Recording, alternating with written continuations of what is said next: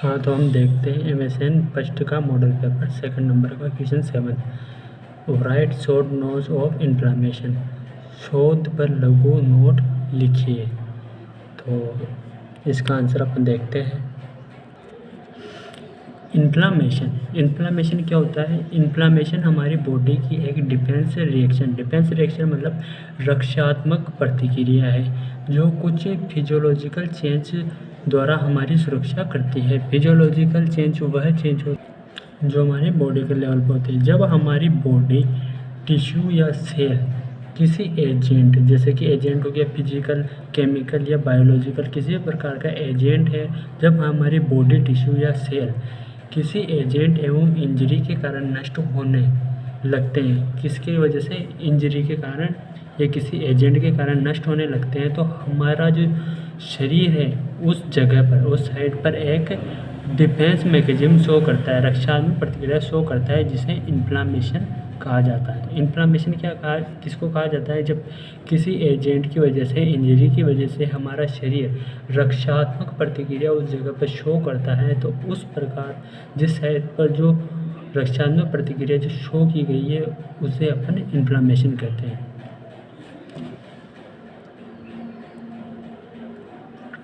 और बॉडी द्वारा शो किए गए इस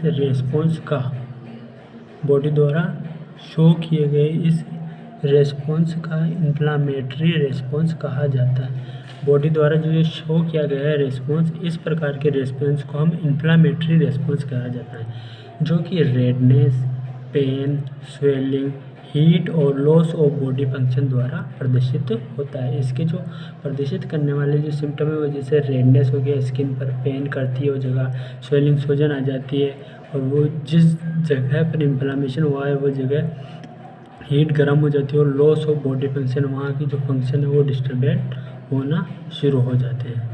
cause of inflammation, biological agent, bacteria, virus, fungal और प्रोटोजोआ। तो हम देखते हैं cause of inflammation, biological agent, bacteria, virus और फंगस और प्रोटोजोआ होते हैं। फिजिकल एजेंट क्या है? फिजिकल एजेंट में एक्सटर्नल हीट एंड कोल्ड, उसके अलावा यूवी रेज, रेडिएशन और मैकेनिकल इंजरी इट। तो फिजिकल एजेंट, बायोलॉजिकल एजेंट में तो बैक्टीरिया, वायरस, फंगल हो गया, और फिजिकल एजेंट में external heat and cold, UV rays होगी, रेडिएशन होगी, उसके अलावा मैकेनिकल इंजरी, जैसे कोई एक्सीडेंट हो गया, ऐसी प्रकार की जो इंजरी है, और इसकी वजह से अगर इन्फ्लामेशन होता है तो इसे फिजिकल एजेंट के द्वारा होने वाला इन्फ्लामेशन कहा जाता है। और थर्ड नंबर का है केमिकल एजेंट जैसे एसिड, बेस, एल्कोहल, टॉक्सिस इत्यादि। और इम्यूनोग्लोबिन एजेंट जैसे कि एंटीजन, एंटीबॉडी रिएक्शन। एंटीजन वह होते हैं जो हमारी बॉडी में आकर हमारे इम्यून सिस्टम को प्रभावित करते हैं और बॉडी को प्रभावित करते हैं, और एंटीबॉडी वह जो इम्यून सिस्टम द्वारा बनाई जाती है और जो एंटीजन आते हैं उसको नष्ट करने का कार्य करता है। तो जो एंटीजन एंटीबॉडी रिएक्शन की वजह से भी वहाँ पे इन्फ्लामेशन क्रिएट हो सकता है। टाइप्स ऑफ इन्फ्लामेशन के टाइप्स क्या है? इन्फ्लामेशन दो प्रकार का होता है, acute inflammation and chronic inflammation. हाँ, तो देखते हैं फर्स्ट नंबर एक्यूट इन्फ्लामेशन। जब इन्फ्लामेशन की अवधि कम समय या 2 वीक तक की होती है तो इन्फ्लामेशन एक्यूट टाइप का होता है। अगर 2 वीक से कम के समय तक अगर इन्फ्लामेशन रहता है तो इस प्रकार के जो इन्फ्लामेशन का टाइम होता है इसे एक्यूट इन्फ्लामेशन कहते हैं। उसके अलावा दूसरा है क्रोनिक इन्फ्लामेशन में क्या होता है? इस स्टेज में इन्फ्लामेशन गंभीर रूप ले लेता है, मतलब सीवियर टाइप का जो इन्फ्लामेशन है क्रोनिक इन्फ्लामेशन, और इसकी समय अवधि कुछ वीक्स से लेकर मंथ तक हो सकती है, कुछ साल तक हो सकती है। यदि क्रोनिक इन्फ्लामेशन की स्थिति बनी हुई होती है तो परमानेंट टिश्यू और ऑर्गन डैमेज होने की संभावना अधिक होती है। यदि जो क्रोनिक इन्फ्लामेशन की स्थिति लगातार बनी हुई है महीने तक, साल तक, तो जिस जगह पर वो हुई है जो या टिश्यू या जो ऑर्गन है वो परमानेंट हमेशा के लिए डैमेज होने की जो संभावना है वो बढ़ जाती है। चेंज ड्यूरिंग इन्फ्लामेशन, इन्फ्लामेशन के दौरान होने वाले चेंज अपन देखते हैं। इन्फ्लामेशन की प्रोसेस के दौरान होने वाले चेंज को दो भागों में बांटा गया है। पहला तो है वेस्कुलर चेंज और दूसरा है सेलुलर चेंज। तो वेस्कुलर चेंज पे क्या होता है, इस दौरान ब्लड वेसल्स का वेसोडाइलेशन होता है, जिससे इस स्थान पर ब्लड फ्लो बढ़ जाता है और रेडनेस आ जाती है। ब्लड वेसल्स के डायलेट होने के पश्चात ब्लड वेसल्स की परमेबिलिटी बढ़ जाती है और फ्लूइड एक्स्ट्रा सेलुलर स्पेस में चला जाता है, जिसमें उस स्थान पर स्वेलिंग हो जाती है। इसमें क्या होता है कि जो ब्लड वेसल्स है वो फैल जाती है, जो वेसोडाइलेशन हो जाती है, जिससे इस स्थान पर ब्लड फ्लो बढ़ जाता है तथा ब्लड फ्लो बढ़ जाता है तो रेडनेस आ जाती है उस जगह पर। और जो ब्लड वेसल्स है वो डायलेट होने के कारण, ब्लड वेसल्स के डायलेट होने के कारण तो ब्लड वेसल्स की जो परमेबिलिटी, जो स्थान होता है, स्पेस जो होता है वो बढ़ जाता है। और वो स्पेस बढ़ने के कारण कुछ फ्लूइड जो होता है वो जो इसमें वेसल्स में से वेंस में से होकर जो एक्स्ट्रा सेलुलर फ्लूइड है वहाँ पर चला जाता है और वहाँ पर जाने के बाद हमें स्वेलिंग सा वहाँ पर नज़र आता है। Second number cellular change, cell के लेवल पे क्या चेंज होता है। इस दौरान ब्लड फ्लो के आने वाले चेंज के कारण WBC ब्लड वेसल्स की वाल के समीप आने लगती है। मतलब जो WBC जो है वो अपनी ब्लड वेसल्स जो है उसके जो किनारे हैं उसके पास आने लग जाती है। तो इस प्रकार की जो प्रोसेस होती है उससे हम कहते हैं ल्यूकोसाइट मार्जिनेशन कहा जाता है। और ल्यूकोसाइट मार्जिनेशन होने के बाद हम देखते हैं कि इसके पश्चात ये WBC ब्लड वेसल्स की वाल पर, पहले तो वो समीप आई थी, अब ये वाल पर चिपक जाती है। तो जो वो पास आने को कहते हैं ल्यूकोसाइट, और ये चिपक जाती है जिससे ल्यूकोसाइट एडेशन कहा जाता है। तो अगर ब्लड वेसल्स के पास WBC आती है तो उसे हम ल्यूकोसाइट मार्जिनेशन कहते हैं। और अगर ब्लड वेसल्स के WBC चिपक जाती है तो उसे ल्यूकोसाइट एडिशन कहते हैं। अब इसके पश्चात ये WBC ब्लड वेसल्स की वाल से गुजर जाती है, उसे वाल जो है उसको पार कर जाती है। तो इस प्रकार को हमें ल्यूकोसाइट इमिग्रेशन कहा जाता है। इसके पश्चात मतलब आप मान के चलिए कि सबसे पहले तो WBC वाल के समीप आने लगती है, उसके बाद उससे चिपक जाती है और उसको क्रॉस चल जाती है। तो इसके पश्चात WBC फेगोसाइटिक एक्शन द्वारा एजेंट और डेड सेल को नष्ट करती है। तो फेगोसाइटोसिस क्रिया ये होती है जिसमें सेल्स जो होती है वो एजेंट जो होते हैं जो इन्फ्लेमेशन क्रिएट कराते हैं और जो सेल की डेथ हो चुकी है उसको नष्ट करने का कार्य करता है। इस पूरी जो प्रोसेस हैं के दौरान कुछ केमिकल रिलीज होते हैं जो ब्लड वेसल्स की परमेबिलिटी को बढ़ाते हैं और जिसके द्वारा हमें पेन फील होता है, जिसकी वजह से जो पेन फील होता है वो है हिस्टामिन, ब्रेडिकाइनिन, सीरोटोनिन, प्रोस्टेग्लैंडिन। अपन देखते हैं क्वेश्चन नंबर 8 वाला, right short note of optional operation theatre technique. Operation theatre तकनीक को लघु नोट लिखिए। तो अपन इसका आंसर देखते हैं। ऑपरेशन थिएटर टेक्निक, तो ऑपरेशन थिएटर को माइक्रो ऑर्गेनिज्म से फ्री रखने के लिए और क्रॉस इन्फेक्शन, एक व्यक्ति से दूसरे व्यक्ति में फैलने वाले इन्फेक्शन को हम क्रॉस इन्फेक्शन कहते हैं, इससे प्रिवेंट बचाने के लिए ऑपरेशन टीम, जो ऑपरेशन थिएटर में जो व्यक्ति काम करते हैं उसे ऑपरेशन टीम कहते हैं, के द्वारा कुछ stick aseptic free from for micro organism principle follow करने पड़ते हैं। बाय प्रॉपर चेंजिंग, जो क्लॉथ है वो चेंज करना, उसका स्क्रबिंग जैसे कि हेड वाशिंग और ड्रेसिंग, कपड़े चेंज करना और गाउन पहनना, ग्लव्स पहनना।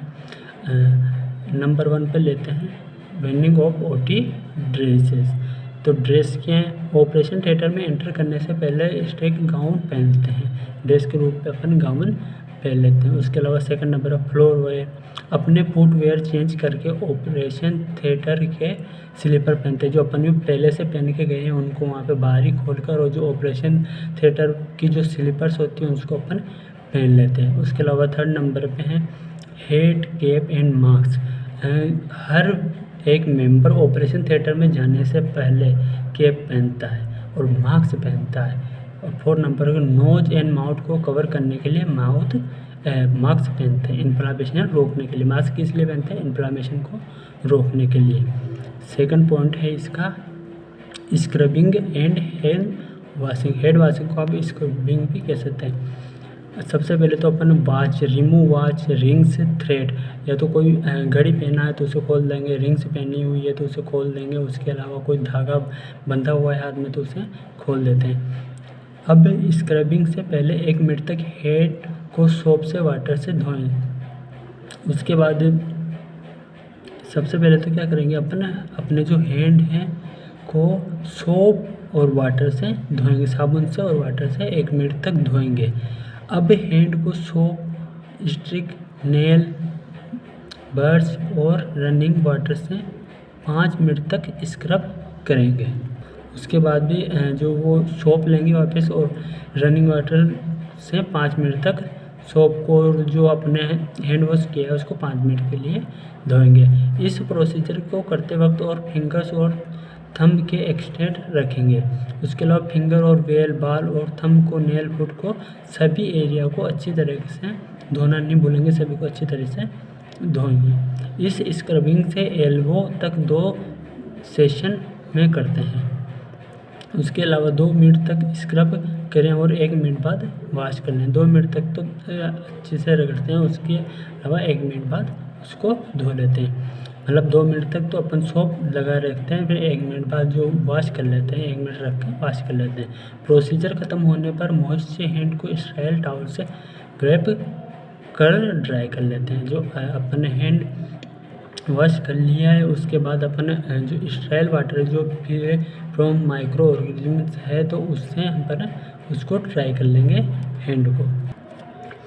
गाउन स्क्रबिंग नर्स अपने बॉडी को छुए बिना स्टाइल गाउन को अपने आर्म पर डालते हैं। जब हाथ को हैंड वॉशिंग करके आए, हाथ को धो के आए तो गाउन पहनने से पहले वो किसी भी चीज़ को नहीं छूती, वो डायरेक्ट गाउन में अपने हाथ को डाल लेती है, आर्म से डाल लेती है। उसके बाद जो सर्कुलेटरी नर्स होती है वो गाउन को पीछे से खींचकर उसे टाइट करके बांध देती है। उसके बाद है ग्लोविंग, हाथ में ग्लव्स पहनने को ग्लोविंग कहते हैं। स्टाइल पैक को केयरफुली खोलते हैं। सबसे पहले तो जो पैक होते हैं उनको खोलते हैं और राइट हैंड से, थंब से, इंडेक्स फिंगर से मदद से लेफ्ट हैंड के ग्लव्स को कप को पकड़कर पहन लेते हैं। सबसे पहले लेफ्ट हैंड के जो ग्लव्स हैं उनको पहनते हैं। उसके बाद अब हम लेफ्ट ग्लव हैंड से दूसरे ग्लव्स को सिर्फ बाहर की तरफ टच करते हुए पहन लेते हैं। अब ग्लव्स के कप पुल करते हुए स्टाइल गाउन को स्लीवर तक ले आए। जो स्टाइल गाउन अपन ने पहन रखा था वहाँ से उस ग्लव्स के जो कप हैं उसको वहाँ तक लेकर आ जाते हैं। तो ये थी ऑपरेशन थिएटर की टेक्निक। इसके बाद अपन क्वेश्चन देते हैं, question number 9। What's note of pre and post operative nursing care of patient. रोगी को पूर्व और पोस्ट ऑपरेटिव नर्सिंग देखभाल पर लघु नोट लिखिए। तो इसका आंसर अपन देखते हैं। हाँ, तो अपन स्टार्ट करते हैं। Nursing management, pre and post operative management. तो सबसे पहले देखते हैं हम प्री ऑपरेटिव मैनेजमेंट। तो सबसे पहले पेशेंट या चाइल्ड जो भी है के साथ ऑपरेशन से संबंधित विचार विमर्श करते हैं, उसकी समझ के स्तर पर आकलन करते हैं। सबसे पहले उसे बताया जाता है कि आपका ऑपरेशन किया जा रहा है। सेकंड नंबर पे एनेस्थेसियोलॉजिस्ट द्वारा आदेशित आहार संबंधी बाधाओं पर चर्चा करते हैं। एनेस्थेसियोलॉजिस्ट वह होता है जो एनेस्थेसिया देने का कार्य करता है।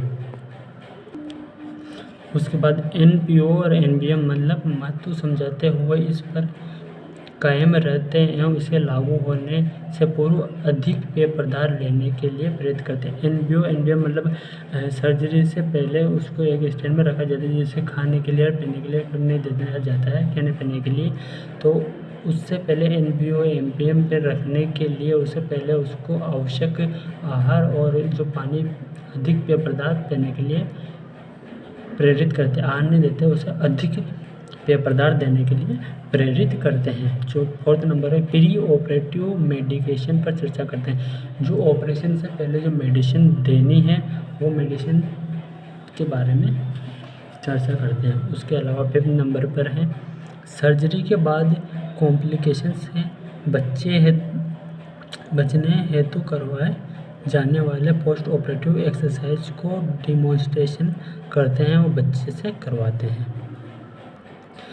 जिस पेशेंट से सर्जरी की जा रही है और सर्जरी करने से पहले उसको कॉम्प्लिकेशन से बचने के लिए जो एक्सरसाइज को प्रदर्शन करना है, जो प्रदर्शित की जाती है, उससे एक्सरसाइज उससे करवाई जाती है। उसके अलावा 6 नंबर पर सर्जरी के बाद काम आने वाले उपकरण जैसे eighty tube, catheter, chest tube, oxygen mask आदि का प्रदर्शन करते हैं या अन्य पॉजिटिव पार्ट पर उसका प्रदर्शन करते हैं। तो 7th नंबर पर है, होश में आने पर रिकवरी रूप में देखभाल और सामान्य वास में शिफ्ट करने से आईसीयू में देखभाल के बारे में बताते हैं। ऑपरेशन रूम में जहां तक जाने की अनुमति है, पेरेंट्स को चाइल्ड के साथ जाने के लिए प्रेरित करें। तो ऑपरेशन करने से पहले, ऑपरेशन थिएटर में जाने से पहले जहां तक भी पेरेंट्स को जाने की अनुमति है, वहां तक पेशेंट को बच्चे के साथ या जो अटेंडर हैं अगर किसी पेशेंट के साथ जाना चाहते हैं तो उनके लिए प्रेरित करते हैं। उसके अलावा 9 नंबर पर अपन देखते हैं, पेरेंट्स जो पेशेंट है उसके साथ में जो है को अपने मनोभाव, चिंताओं, आशंकाएं व्यक्त करने, सलाह पूछने के लिए प्रदर्शित करते हैं। अगर कोई व्यक्ति पूछना चाहता है किसी ऑपरेशन के बारे में तो उसे अच्छे से बताएं। बच्चे को तसल्ली देते हैं कि सर्जरी के दौरान पेरेंट्स ऑपरेशन रूम के बाहर वेटिंग रूम में आपका इंतज़ार करते हैं। उसके अलावा वाइटल साइन पर निगरानी रखते हैं। असामान्य प्राप्त होने पर सर्जरी को सूचित करते हैं। अगर किसी एडल्ट में किया जा रहा है तो वहाँ पर अपन चाइल्ड नहीं लिखेंगे, चाइल्ड की जगह अपन पेशेंट लिखेंगे उसमें। 11th नंबर का होने के बाद 12 नंबर पर सर्जरी से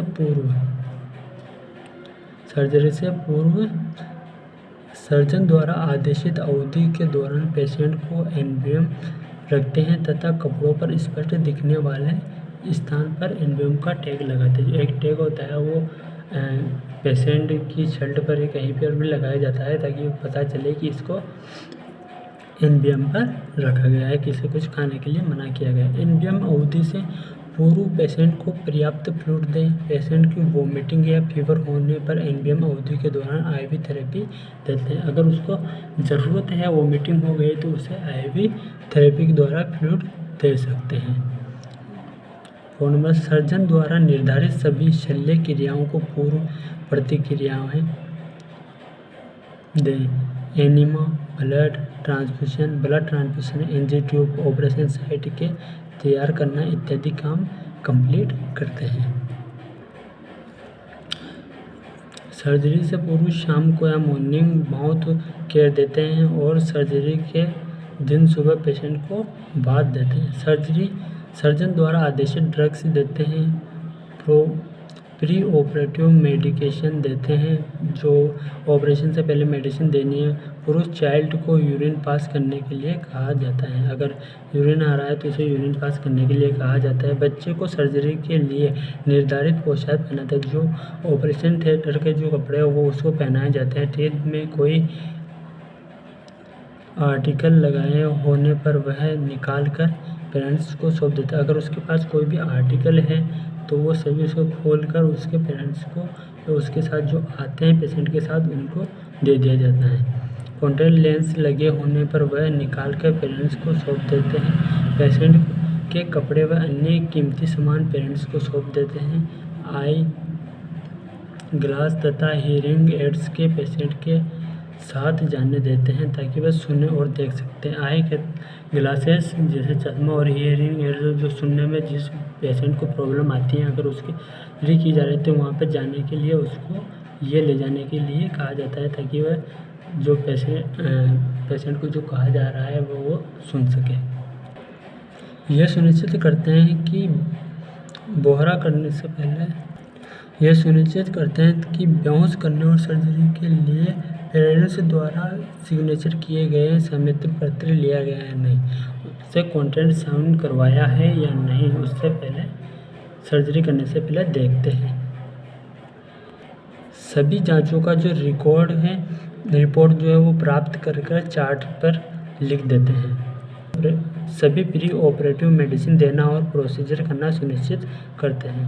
प्री ऑपरेटिव मेडिसिन देना प्रोसीजर करना सुनिश्चित करते हैं। पेशेंट को पहचान पट्टी लगाकर सुनिश्चित करते हुए ही दी गई ड्रग्स प्रोसीजर पेशेंट को फिजिकल एंड मेंटल कंडीशन का पेशेंट रिकॉर्ड को यथास्थान अंकित किया जाना सुनिश्चित करें।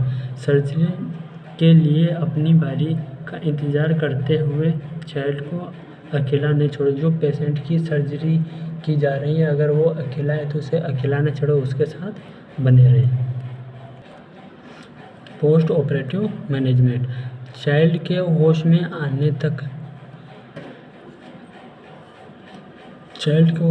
तक सिक्रेशन को बाहर निकालने के आसान करने के लिए पोन व साइड लाइन पोजीशन देते हैं। ओरल सिक्रेशन को प्रेस ब्लीडिंग के परिणाम के लिए टेस्ट करते हैं।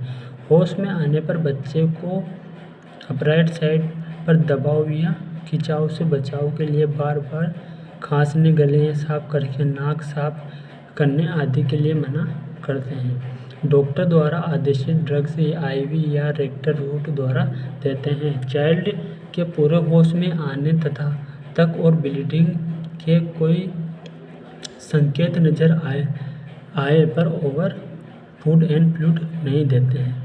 फूड एंड फ्लूइड की शुरुआत कोल्ड वेदर फलों के रसों से करते हैं लेकिन खट्टे फल नहीं देते हैं। मिल्क एंड मिल्क प्रोडक्ट देने से बचते हैं क्योंकि ये प्रोडक्ट माउथ तथा गले की परत बना लेते हैं तथा खांसी की समस्याएं हो सकती हैं। ब्लीडिंग के केसेस लाइक टैकीकार्डिया, पॉलस, स्किन की चिपकना, बार बार गला साफ करना, फ्रेश ब्लड, वोमिटिंग आदि पर नज़र रखते हैं। दिखाई देने पर तुरंत डॉक्टर को इन्फॉर्म करते हैं। क्वेश्चन नंबर देंगे write management of COPD. COPD का प्रबंधन लिखिए। तो इसका आंसर देखते हैं अपन। Management of COPD medical management, improve ventilation को इम्प्रूव करेंगे जैसे ब्रोंकोडायलेटर एंड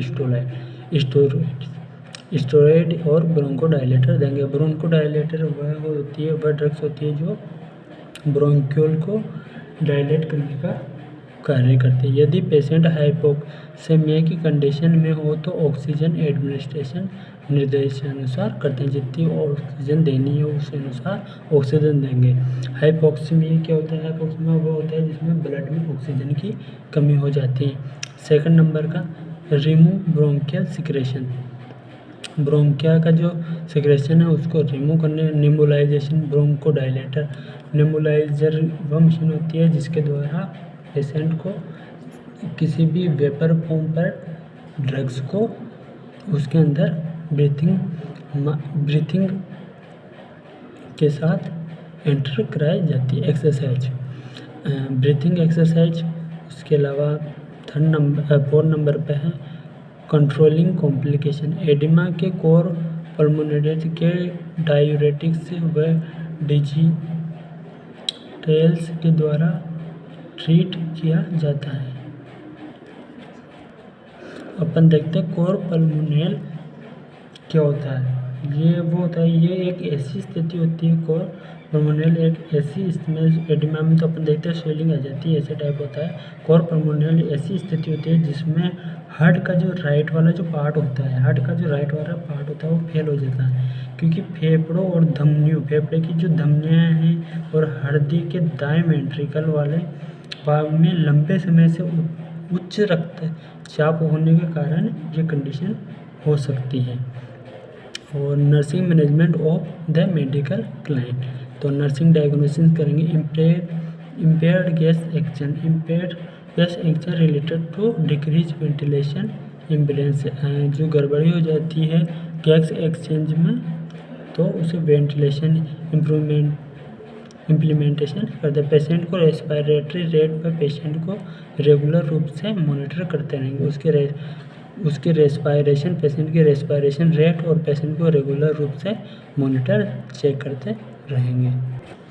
उसके बाद आता है ABG arterial blood gases result और हाइपोक्सिया की साइन के लिए मॉनिटर करेंगे। अगर ABG